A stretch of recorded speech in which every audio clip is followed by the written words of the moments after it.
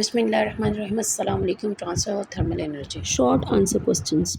What are the three primary types of heat transfer? As we previously studied, there are three types of heat transfers. First one is a conduction, second one is a convection, and third method is a radiations. As we know that conduction is happening in a only solid material through a direct contact. Convections transfer heats by the movement of fluids. It actually happens in liquids. Fluids mean liquids and gases. And radiation transfer heat through electromagnetic waves. That types of waves which do not require any medium for transformation. Faster in metals compared to non-metals. As we know that metals is a good conductor of thermal energy. They can conduct heat easily. Metals having a free electrons, that the reason it carries and moves thermal energy quickly from hotter region to a cooler region. But non-metals has a lack of free electrons, so heat transfer is slower than metals. How does convection transfer heat in liquids and gases. बेटे हमने क्या method पढ़ा था, we as we know that कि convection किस तरह से transfer होती है, कन्विक्शन क्या प्रोसेस है। हमने पढ़ा था कि सबसे पहले क्या होता है, जब हम किसी भी ऑब्जेक्ट को हीटअप करते हैं तो हीटअप करने से क्या होता है, पार्टिकल्स क्या हो जाते हैं, वार्म अप हो जाते हैं, हॉट हो जाते हैं। These hot particles are called less denser. ये लेस डेंसर पार्टिकल्स क्या करते हैं, मूव अपवर्ड कर जाते हैं। जहाँ पे हमारे पास हाई डेंसर पार्टिकल्स होते हैं, वो कूलर पार्टिकल्स जो है वो मूव कर जाते हैं towards a downward. It means denser fluid sinks. These continuous circulations form convection currents which transfer heat from hotter areas to a cooler areas. But what is a convection current? Convection current is means it is a movement of liquid particles. Question number 4. What natural phenomena causes land and sea breezes? बेटे in land and sea breezes के अंदर भी हमारे पास जो process occur होता है date is called conviction current. Conviction current हम previous topics में पढ़ चुके हैं कि कन्विक्शन करंट क्या है। कन्विक्शन करंट बेसिकली ये है कि जब आपके पास किसी भी चीज़, अगर आप एक लिक्विड है, लिक्विड को वार्म अप करते हैं तो वार्म करने से, हीट प्रोवाइड करने से उसके जो लोअर पार्टी जो पार्टिकल्स होंगे वो क्या बन जाएंगे, लेस डेंसर हो जाएंगे। That will be move upward and जो आपकी अपर वाली साइड पे पार्टिकल्स होंगे that will be a high denser particle that moves downward. तो ये एक सर्कुलेशन चलती रहती है। अब लैंड ब्रीज क्या है एंड सी ब्रीज क्या है।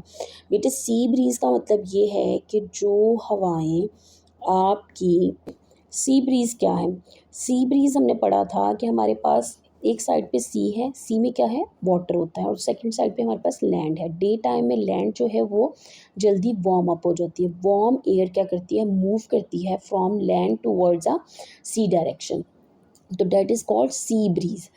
एंड लैंड ब्रीज क्या है, लैंड ब्रीज तब हैपनिंग होता है in a night time. Night time में क्या होता है कि आपकी लैंड जितनी क्विकली जो है वार्म अप होती है उतनी ही जल्दी वो कोल्ड भी हो जाती है। तो आपकी जो हवाएं जो हैं वो आपकी सी टू वर्ड्स लैंड की तरफ मूव करती हैं, तो that process is called land breeze. बेटे देखें, land and sea breezes are caused by convection currents produces due to the heating and cooling of land and sea.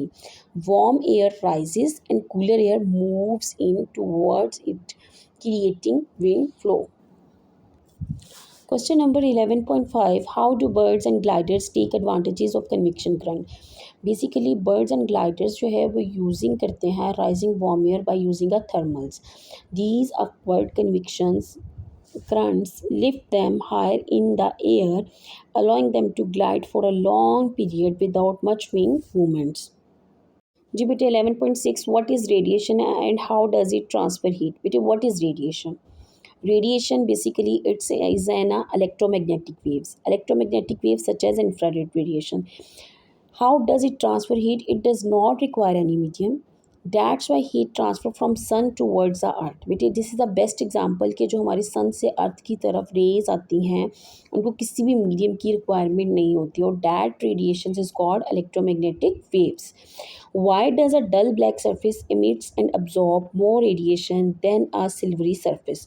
बेटे आपको टॉपिक में ये बताया गया था कि जो ब्लैक सरफेस होता है is an ability to absorb more heat and emit more heat. It is a good absorber and emitter of infrared radiation because it absorbs most of the heat energy falling on it.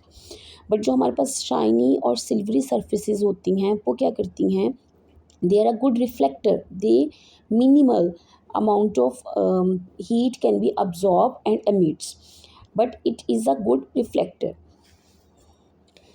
Last question है, how does the greenhouse effects help regulate Earth's atmosphere?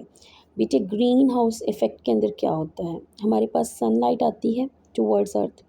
अब जब sunlight आती है towards अर्थ तो उसमें हमारे पास, हमें पता है कि हमारे इन्वायरमेंट में there are multiple of gases.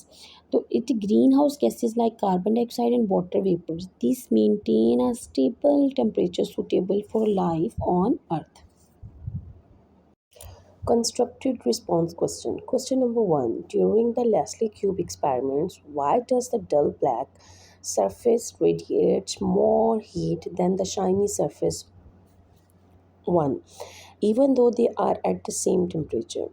बेटे according to a Leslie cube experiment, हमने ये पढ़ा था कि जब हम लेस्ले क्यूब एक्सपेरिमेंट में पढ़ा था कि हम जब हॉट वाटर ऐड करते हैं तो उससे क्या होता है कि डिटेक्टर डिटेक्ट करता है कि जो आपका ब्लैक सरफेस है वो बहुत जल्दी जो है वो हीट को अब्जॉर्ब कर लेता है और इजीली क्या कर देता है, एमिट आउट भी कर देता है. लेकिन जो शाइनी सरफेस है वो लेस अब्जॉर्बर है एंड लेस एमिटर है.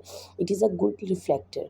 तो यहाँ पे यही रीज़न है कि दोनों सेम टेम्परेचर पे होने के बावजूद उनमें capacity of heat absorbing and emitting is different.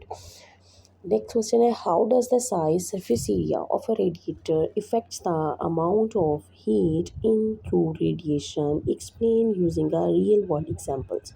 बेटे रियल वर्ल्ड एग्जांपल में किस तरह से, अब देखिए सरफेस एरिया किस तरह से इफ़ेक्ट करता है रेडिएटर्स को. अब हमारे पास था amount of heat emitted through radiation increases. अब जितना सरफेस एरिया ज़्यादा होगा वहाँ से उतनी ही ज़्यादा जो है हमारे पास क्या होगी, हीट एनर्जी जो है वो थर्मल एनर्जी क्या होगी, रिलीज़ होगी. अब इसकी रियल लाइफ एग्जांपल में हमारे पास रूम रेडिएटर्स आ जाते हैं जिसमें बहुत ज़्यादा थिन फिन्स और पैनल्स को यूज़ किया जाता है जिससे क्या होता है उसका सरफेस एरिया इंक्रीज़ हो जाता है which helps to release huge amount of energy. Why is the convection is not possible in solids, and how do convection currents in liquids and gases compensate for their poor thermal conductivity? बेटे first question का part है why is convection is not possible in solids. बेटे हम जानते हैं कि solids में जो पार्टिकल्स होते हैं उनमें वो पार्टिकल्स आपस में क्लोजली पैक्ड होते हैं, उनके अंदर कोई मूवमेंट ऑफ पार्टिकल्स नहीं हो रही होती. और कन्विक्शन इज़ द प्रोसेस जिसमें मूवमेंट ऑफ पार्टिकल की वजह से हमारे पास जो है वो कन्विक्शन करंट प्रोड्यूस होता है.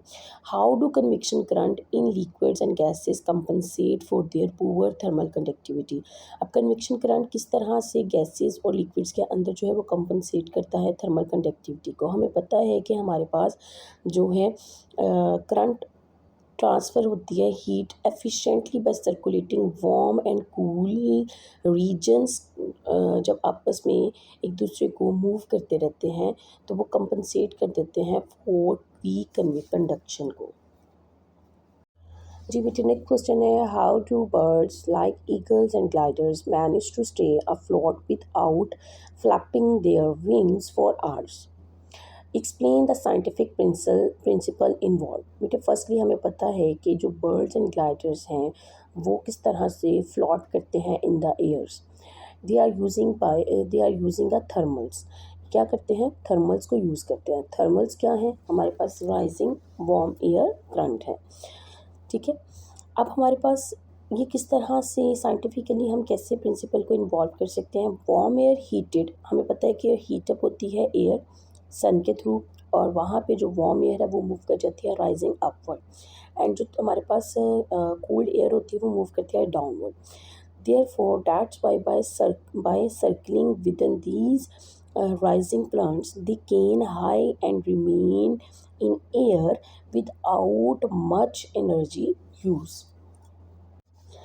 Why does hot metal placed in a cooler room eventually cool down? Explain using the concept of radiations and thermal equilibrium. बेटे हमने पढ़ा कि मेटल्स जो होती हैं is a good conductor of heat, ऐसे ही है, बिकॉज इसके अंदर फ्री इलेक्ट्रॉन्स होते हैं। अब जब हम इसको हॉट करते हैं, हॉट करने के बाद मेटल को आप एक रूम टेम्परेचर में रख दें। अब क्या होता है कि जितनी जल्दी मेटल्स जो हैं वो हीट अप होती हैं, उतनी जल्दी ही वो कूल डाउन भी हो जाती हैं। अब वो तब तक अपनी एनर्जी को, हीट एनर्जी को रिलीज़ करती हैं इनटू द रूम कि वो अपनी सराउंडिंग के टेम्परेचर के इक्वल आ जाए।